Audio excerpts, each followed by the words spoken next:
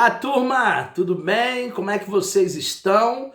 Estamos avançando nos estudos, estamos avançando na teologia. Esse é o meu desejo. Eu quero que você receba conhecimento avançado. Eu sou Eduardo Maciel, seu professor, e nós estamos trabalhando origens bíblicas nessa aula de número 4. Na aula passada a gente falou do Antigo, do Novo Testamento. Agora a gente vai falar da divisão de capítulos.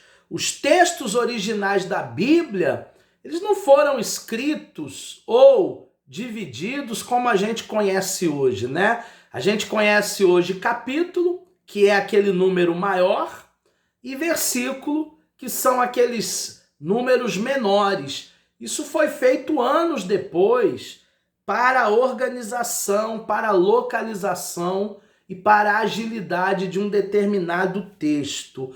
O professor Stephen Langton, em 1227, ele começou a fazer a divisão em capítulos. E ele conseguiu dividir a Bíblia em 1189 capítulos, sendo 929 no Antigo Testamento e 260 no Novo Testamento. Então, século XIII, 1227, professor Stephen Langton, ele consegue dividir a Bíblia em capítulo. 300 anos depois, em 1551, o professor Robert Stephanus, ele vai dividir a Bíblia em versículos. Claro que a Bíblia tem muito mais versículo do que capítulo, então a tarefa foi mais árdua, a tarefa foi mais minuciosa.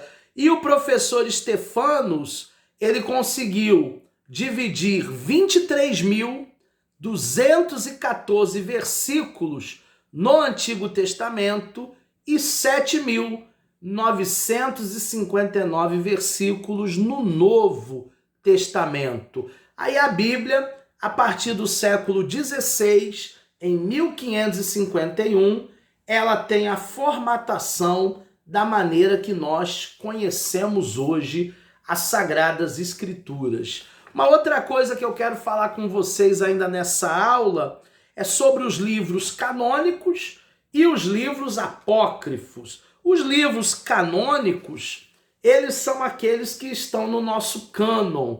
No caso da Bíblia protestante, 66 livros. O que foi o processo de canonicidade?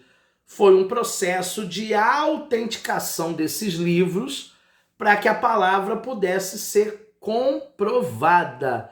Então hoje nós temos 66 livros que passaram por um colegiado, houve vários critérios, houve vários crivos para que esses livros passassem ou não por essa autenticidade. Semelhante quando você vai a um cartório vender um carro e você tem que assinar o documento do carro na frente do tabelião no cartório para ele carimbar ali e selar ali o comprovante de compra e venda do veículo. Semelhante quando você vai assinar a escritura de uma casa, que você assina num cartório, reconhece firma, para provar que foi você mesmo que assinou.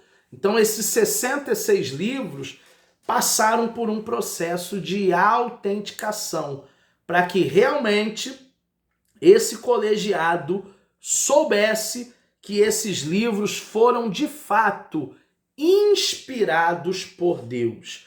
Agora, existiam outros livros que a igreja primitiva consumia, como os escritos do pastor de Hermas, como o Evangelho de Enoque, como o livro de Barnabé, que não estão na nossa Bíblia. E por que não estão? Porque não passaram por esse processo de canonicidade. Então esses livros, eles são considerados livros apócrifos. Todo livro apócrifo é considerado um livro que não tem uma inspiração divina. Pode ser bom para a história? Pode. Você pode ler um apócrifo para entender melhor a história, como, por exemplo, o período dos Macabeus, que é citado em 1º e 2º Macabeus? Pode. Mas é um livro considerado não inspirado por Deus. É apenas um livro histórico. Aí, dentre esses livros apócrifos, nós temos os deuterocanônicos, aqueles que foram reconhecidos pela Igreja Apostólica Romana depois do século XVI, na Contra-Reforma, o livro de Tobias, de Macabeus, o livro de Judite, de Sabedoria, de Eclesiásticos. Então nós temos aí Baruque, são livros deuterocanônicos, e livros também pseudepígrafos, inscritos aí por pessoas anônimas, mas que colocaram ali títulos de pessoas famosas para que esse livro tivesse melhor aceitação. Então eu quero fazer esse recorte com vocês nessas aulas.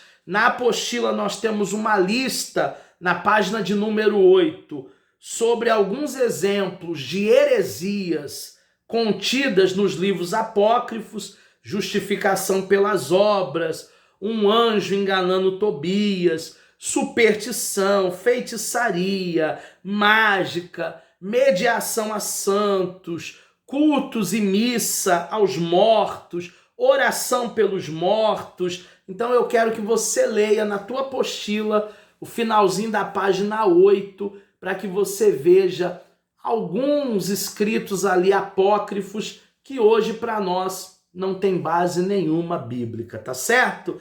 Ficamos por aqui. Essa foi mais uma aula de origens bíblicas. Fica com a gente. Na próxima aula a gente vai falar sobre traduções da Bíblia. Até lá!